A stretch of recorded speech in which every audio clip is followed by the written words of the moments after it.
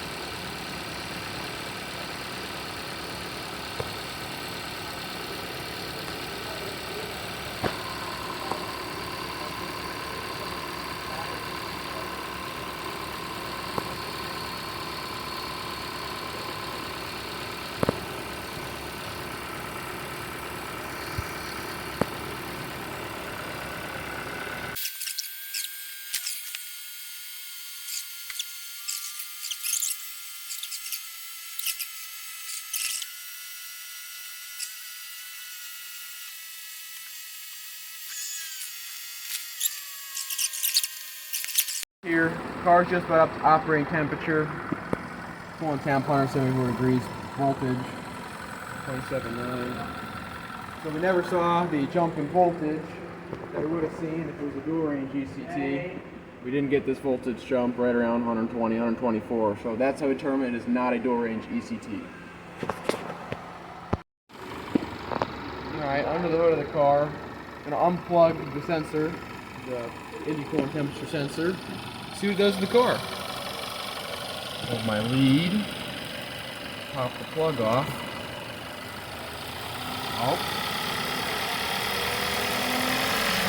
Hopefully you can hear that in the video. The vehicle idled up for a second. Went into high idle as if it was actually negative 40 degrees. But it did go back down and realized that negative 40 is improbable based off the rest of its sensors.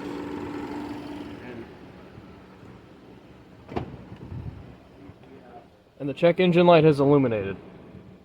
So now we're unplugging the IAT to see what it does on the scan tool as well. It has been unplugged. Just went to negative 40. Engine, no change. Yeah, no change within the engine. Let's see what happens. Unplug the engine coolant temperature sensor again and see what it does then.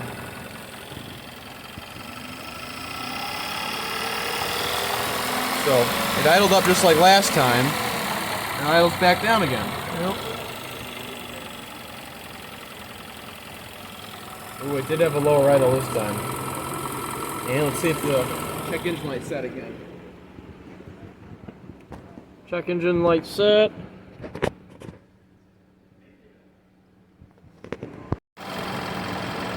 We noticed with the sensors unplugged, the engine thinks it's really hot.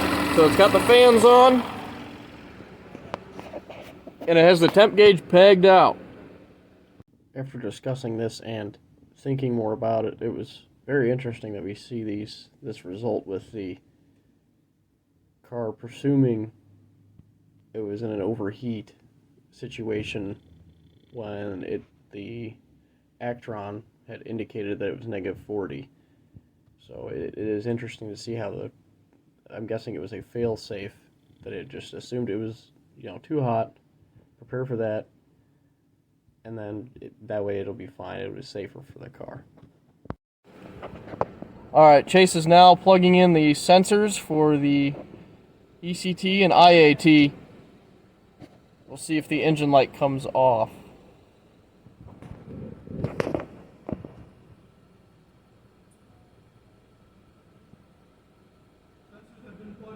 Sensors have been plugged in. No change.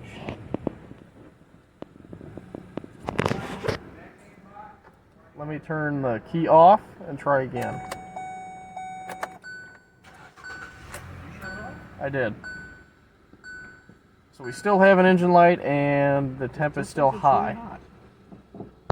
So now we're clearing the codes. Let's see if that changed it. The needle's in the correct position. I'm going to start it.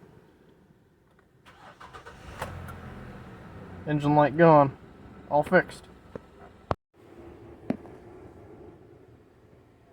Alright, here we go. Today we've got the Town & Country we're working on. Playing with the throttle position sensor. We've got it back to probe right now. Doing the sweep test. Taking a look at the voltages. On all data, we looked it up. For idle, closed throttle, should have 0.6 volts, which is pretty close. And when you go wide open, should have 4.5 volts. Doesn't quite meet that. After a quick discussion with Mr. Heisner, we came to the conclusion that this really isn't a big issue. It is still within parameters. It isn't out of or dangerously low, and everything still functions as it should. Alright, so we're going to do our resistance sweep on our throttle position. So right now at idle, we have 0.9 kiloohms, and as we increase, we should see the resistance increase.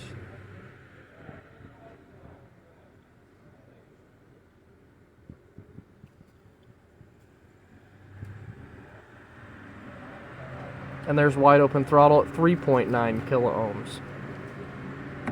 Back to idle. We're now at 9 kiloohms and holding.